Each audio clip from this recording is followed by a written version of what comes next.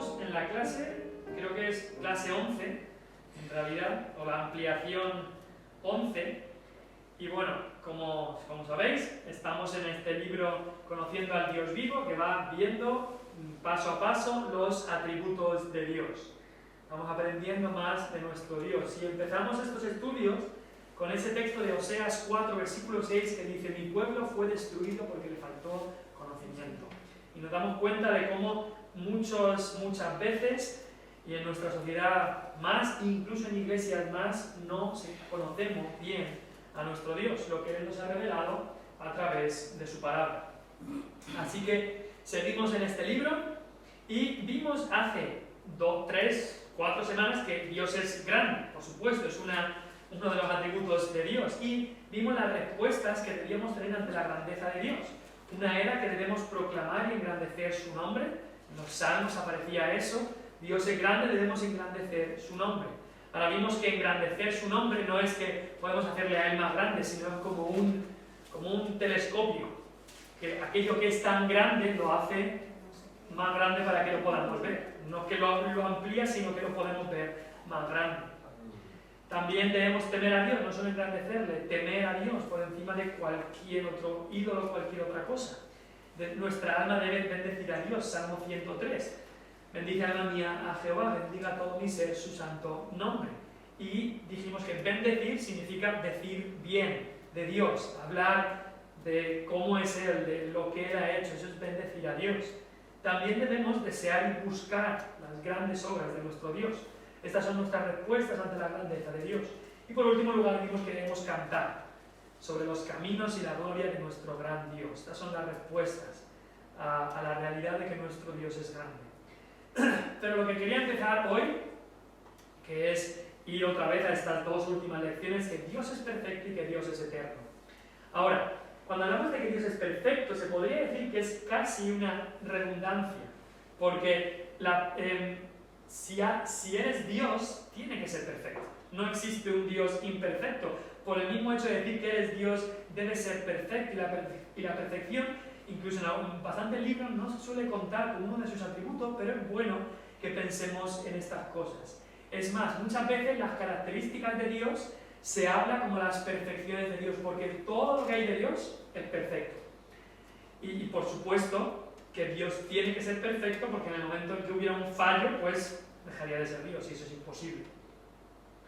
Así que están esas preguntas y respuestas que aprenden los jóvenes y que es bueno para todos. Y hay un resumen en estas preguntas y respuestas que dice esto. Y creo que es un buen resumen de los atributos de Dios. Y algo que vamos a ir repasando para que se nos quede cuando pensemos: ¿cómo es mi Dios? ¿Cómo es Dios? Pues aquí hay bastantes palabras muy buenas que engloban muchos de los atributos de Dios. Dios es espíritu, infinito, eterno e inmutable en su ser, sabiduría, poder, santidad, justicia, bondad y verdad. Entonces, una definición, pero que nos habla y que engloba prácticamente todos los atributos de Dios. Ahora dirás: hombre, aquí no dice que Dios es perfecto, pero he puesto infinito en negrita, porque la perfección de Dios y la grandeza de Dios, que acabamos justo de decir que Dios es grande, la grandeza y la perfección de Dios se pueden resumir en que Dios es infinito. Ahora, por supuesto, hay muchos atributos de Dios, y en cierta manera no los podemos meter en una caja todos y cuadricularlos, porque no podemos tratar así a Dios. Dios es mucho más grande de lo que puede caber en nuestra mente. Es más, lo que sabemos de Dios es lo que Él ha querido revelarnos a través de su palabra. A través de su palabra. Seguramente hay muchos otros atributos que es que ni podríamos entender. Él nos ha revelado lo que podemos entender de Él a través de su palabra, de su revelación a nosotros. Ahora, ¿cómo debemos pensar que Dios es perfecto? Cuando tú haces un examen perfecto, pues es que sacas un 10. Todo lo has escrito bien. Ahora, no tenemos que pensar como la perfección de Dios es así, que Él sacaría un 10 en todos los exámenes que le podamos hacer. No, es muchísimo más que eso. Es que si lo pensáramos así, Él dejaría en ridículo cualquier examen, porque lo supera de una manera infinita. Y nos hace ver cuán inadecuado es nuestro estudio de Dios y nuestro examen de Dios. además, si nosotros podemos estudiar a Dios, es porque Él, en su misericordia, ha querido revelarse a nosotros. Y todo lo que ha revelado de sí mismo vemos que es perfecto. Ahora, en el libro aparecen unas cosas muy interesantes que queremos ver. Primero aparece la perfección de sus obras. Como Dios es perfecto, sus obras son todas perfectas. Deuteronomio 32, 3 y 4 lo vimos en el libro, que decía: Dios es la roca y toda su obra es perfecta. Salmo 18:30 decía: sus caminos, que también habla de sus obras, que son las cosas, ¿por qué caminos anda Dios? ¿Qué cosas hace Dios? Pues todos son perfectos. Ahora, aunque todo es perfecto lo que hace Dios, la obra más alta de todas sus obras perfectas, ¿cuál es? La salvación. Más incluso que la creación, y la creación Él la hizo perfecta. Más incluso es la obra de salvación, cuando envió a su Hijo para hacer esa nueva vida en nosotros, esa nueva creación. Esa es la obra, sé que no se puede decir más perfecta que algo perfecto, porque no se puede ser si es perfecto, pero la obra más alta, si se puede decir así, de todas sus obras perfectas. Eso es en cuanto a la perfección, sus obras son perfectas. Lo que hace Dios es perfecto. Ahora, su voluntad también es perfecta. Y eso es lo que muchas veces nos parece difícil de entender a nosotros. ¿Cómo puede ser que la voluntad de Dios sea perfecta cuando Él permite que ocurran tragedias?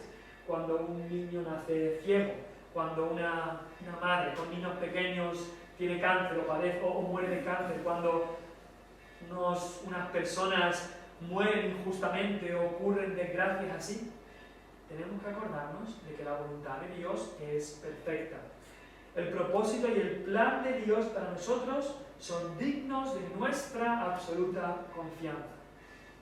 Ahora, cuando hablamos de la voluntad de Dios, algunos teólogos han dividido en cuanto a dos tipos, si se puede decir así, de voluntad de Dios. Su voluntad de decreto, que es que ocurre todo lo que Él ha decretado, y también su voluntad de precepto.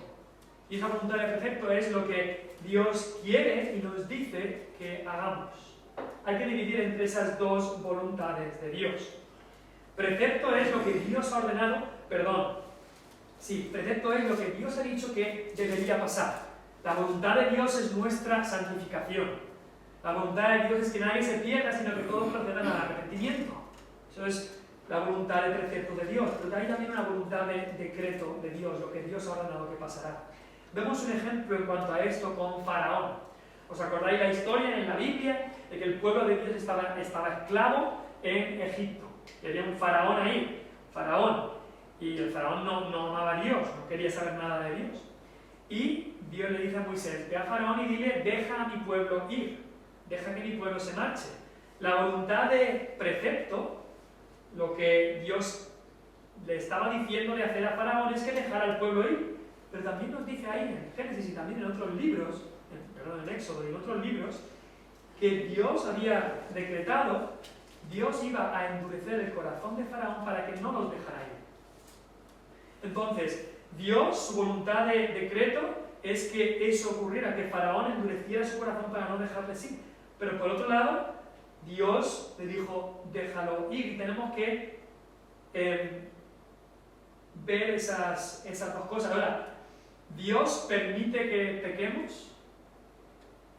Por un lado, Él nos dice, no, Él no desea que pequemos, por supuesto que no.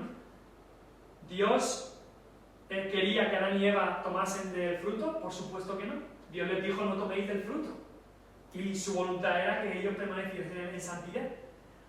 Pero de otra manera, su voluntad de decreto, Él permitió la caída del hombre. Él permite estas cosas para que nos demos cuenta de nuestro pecado, para que acudamos a Él. Él permite estas cosas. Así que una voluntad de precepto y una voluntad de decreto. Y tenemos que entender, la voluntad de precepto, lo que Dios desea que hagamos es su voluntad moral. Él siempre desea que hagamos su voluntad en cuanto a que hagamos lo que está bien, que cumplamos sus mandamientos. Tenemos que entender que la voluntad moral de Dios para nuestras vidas como cristianos siempre es buena, agradable y perfecta.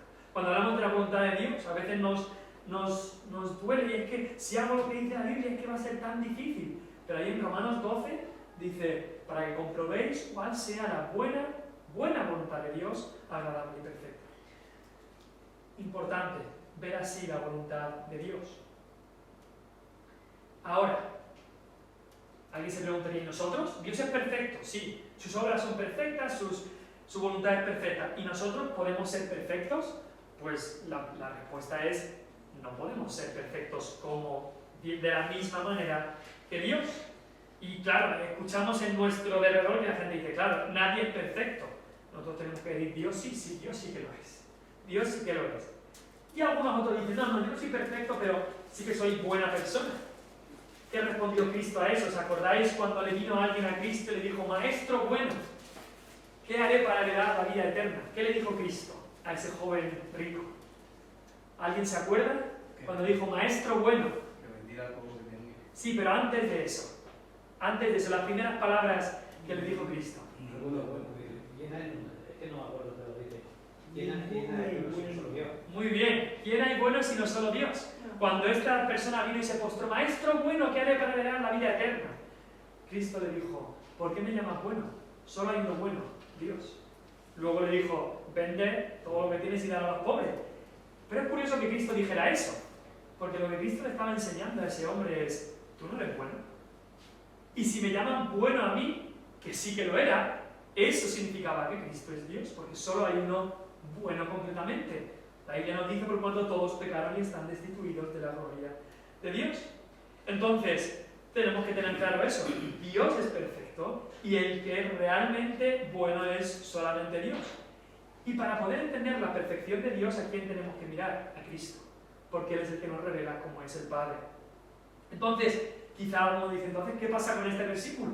Sed pues vosotros perfectos como vuestro Padre en los cielos, como vuestro Padre que está en los cielos es perfecto. ¿Podemos ser de la misma manera perfectos como Dios? Pues no podemos tener sus perfecciones, pero la palabra perfecto en ese contexto significa algo terminado, completo, puro y santo. Originalmente se aplica a una pieza de un mecanismo. A lo mejor alguien está haciendo un mecanismo y lo acaba y está completo, adecuado para el uso que se le va a dar. Aplicado a personas, se refiere que estamos completos, todas las partes completos, que nada nos falta. La Biblia dice en Job 1:1, lo voy a leer, Job 1, versículo 1, hubo en tierra de Uz un varón llamado Job, y este era hombre perfecto y recto. Perfecto no significa que Job nunca hubiese pecado, no significa eso. Significa, nos está hablando de algo completo, algo íntegro. O sea, una persona íntegra, completo, madura. También habla de madurez. Estaba completo porque estaba confiando en Dios. Él exhibió su relación con Dios como un príncipe, como un padre, como un individuo, ayudando a los pobres. Era en todas las áreas de su vida, no era que unas áreas de su vida sí, otras no. Estaba completo, en todas las áreas de su vida él quería honrar a Dios. Pero por supuesto no era perfecto en cuanto a que no pecara, porque solo hay uno bueno, Dios. Sed pues vosotros perfectos como vuestro Padre que está en los cielos es perfecto. Esa perfección se refiere a estar completo, a ser íntegro en toda nuestra vida, a ser maduro. No está hablando de sin pecado, porque sabemos que solo Dios es sin pecado. En el diccionario encontramos que la definición de perfecto es que tiene todas las cualidades requeridas o deseables, o que es muy adecuado para un determinado fin. Por supuesto, Dios es perfecto en cuanto a que tiene todas las cualidades perfectas, buenas, deseables que podríamos pensar. Nosotros solo podemos ser, en ese tipo de perfectos que hemos dicho en cuanto a completos, solo lo podemos ser en Cristo. Ahora, no hay mucho tiempo y no me puedo quedar mucho tiempo con esto de que Dios es perfecto. Vamos al siguiente atributo, que Dios es eterno. Ahora, os pregunto, para que alguien me dé una respuesta, ¿qué significa eterno? ¿Qué significa eterno? Josué. Que vive para siempre. Que vive para siempre. Muy bien. Buena definición. ¿Alguien me da otra definición? Tenéis. Infinito, ¿vale? Mucha gente, y lo veremos luego, ha definido que Dios es eterno como que es infinito en el tiempo. infinito en el tiempo, es eterno. ¿Alguien me da otra definición? Algo eterno es algo que no tiene fin y no tiene principio. Las dos cosas. Tenemos que acordarnos, no tiene fin y no tiene principio. Dios es eterno. Y otra vez, en estas preguntas y respuestas que son tan completas, dice: Dios es espíritu, infinito, eterno.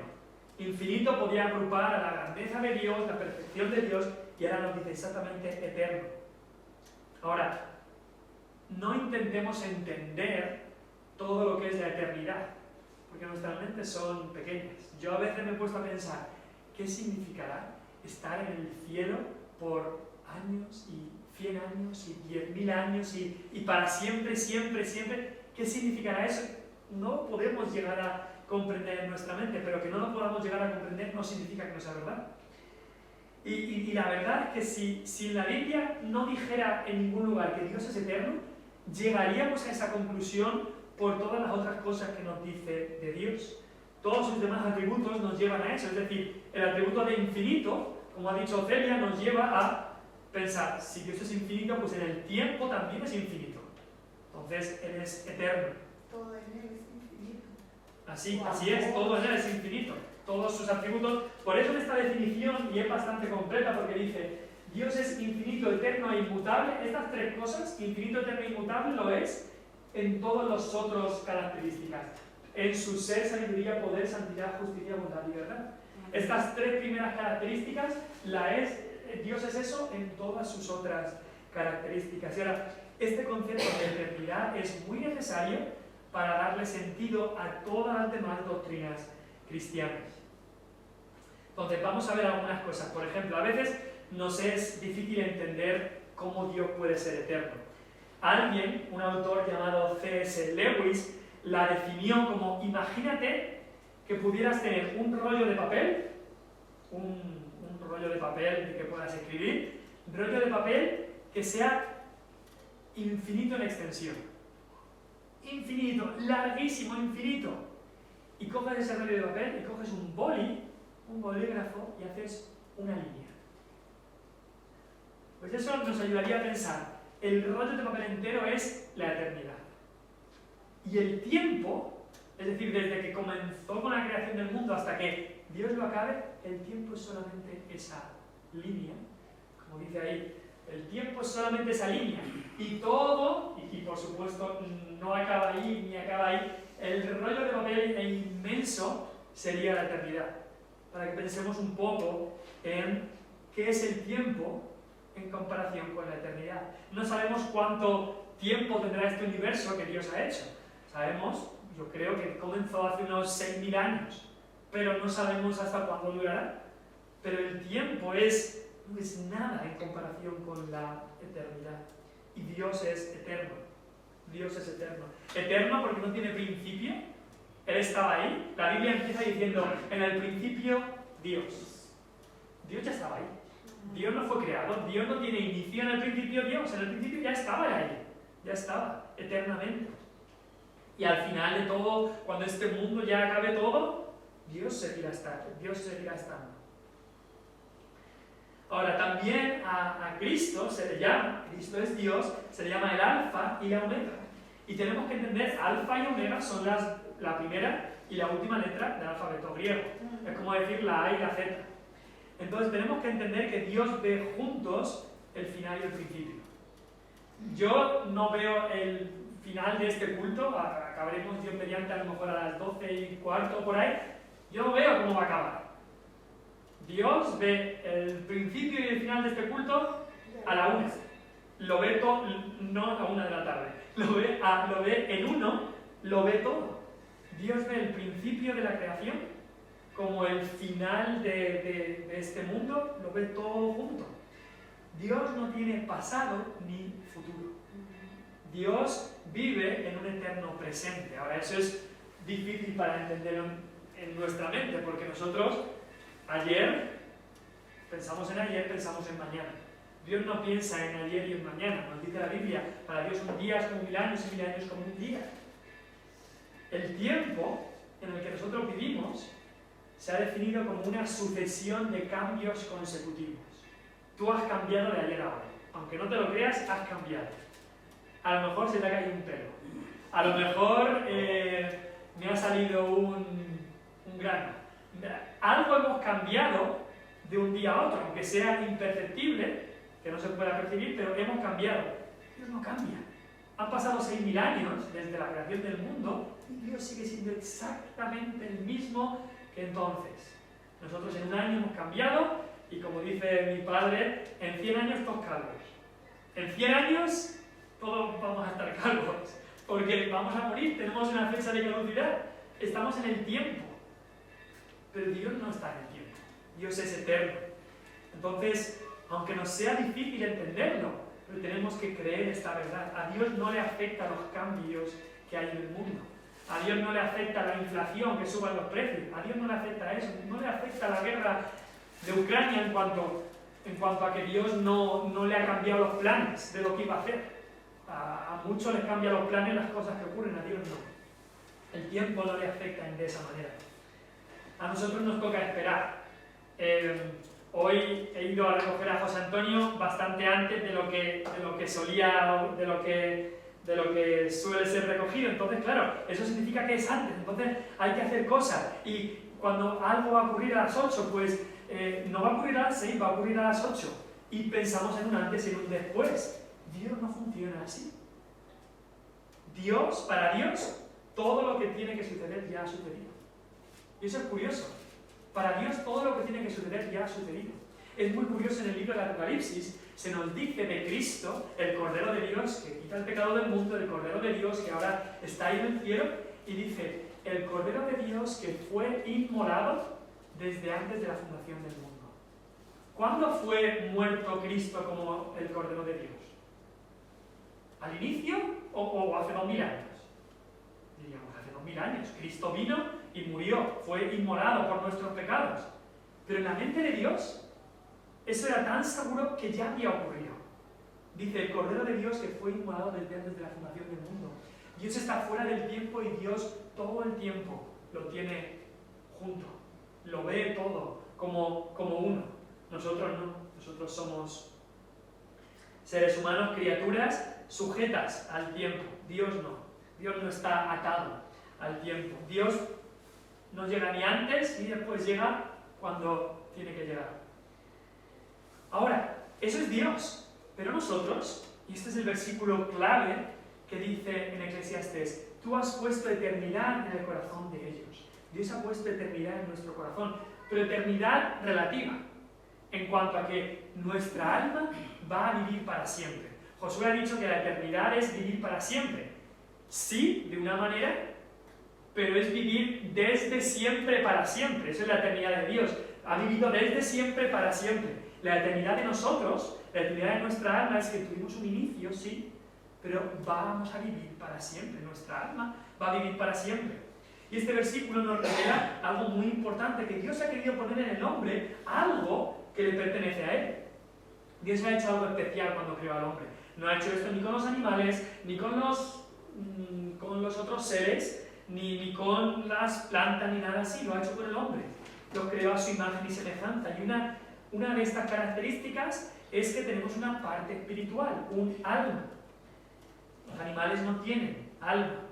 Y esa alma nuestra tuvo un principio, pero no tendrá un final. No tendrá un final. Entonces eso quiere decir que estamos hechos para la eternidad. Nuestra eternidad es relativa, no es como la eternidad de Dios. Ahora, eso es algo muy interesante en nuestra vida, porque significa, y Tozer, A.W. Tozer, un autor que recomiendo, lo define como que este hecho de que haya eternidad en nuestro corazón, en nuestra alma, por un lado muestra la gloria y la miseria del hombre. Como que dentro de nosotros algo clama, que es nuestra alma, por la vida y por la permanencia. Y fuera de nosotros, nuestro cuerpo, vemos que nos recuerda la mortalidad y el cambio. Por un lado, Dios nos ha hecho para la eternidad, con un alma eterna, y por otro lado, nuestro cuerpo está hecho para el tiempo. Entonces vivimos en esa situación. En nuestro corazón Dios ha puesto eternidad, en nuestro cuerpo Dios ha puesto fecha de caducidad, ahora con el pecado. Entonces, ¿cómo debemos reaccionar? Este versículo creo que es importante. Dice 2 Corintios 4:18, no mirando nosotros las cosas que se ven, sino las que no se ven. Pues las cosas que se ven son temporales, pero las que no se ven son eternas. Ahora, este mundo nos lleva a decir lo que se ve, lo que puedes tocar, pero la Biblia nos dice, no miréis solo lo terrenal, poned la mira en las cosas de arriba y no en las de la tierra. No mirando solamente lo que se ve, esto que es madera, esto que es mi coche, que tengo la llave, esto que es mi casa, esto que es mi mujer o mis hijos, lo que se ve, lo que puedo tocar. Dice, sino las cosas que no se ven. La palabra de Dios, lo que Dios ha dicho, la eternidad, las mansiones celestiales, la salvación. Las cosas que se ven son temporales. Tu casa, tu coche, incluso tu familia. Estamos aquí por un tiempo, pero las que no se ven son eternas. Un pastor en Irlanda, el pastor donde nos asistíamos ahí a la iglesia en Irlanda, muchas veces repetía, Señor, ayúdanos a tener los valores eternos a la vista, a tener siempre en cuenta la eternidad. La eternidad. Vivir para la eternidad. No vivir para el ahora, sino vivir para la eternidad. Y sería prudente para nosotros meditar sobre nuestra vida frecuentemente, pero meditar ante la faz de Dios. Meditar como al filo de la eternidad, como al filo del precipicio, siendo el precipicio de la eternidad. Meditar así en nuestra vida, es decir, estoy a un paso de la eternidad, estoy a un paso de Él. Y así enfrentarnos a las situaciones que vienen. Como lo decía el apóstol Pablo.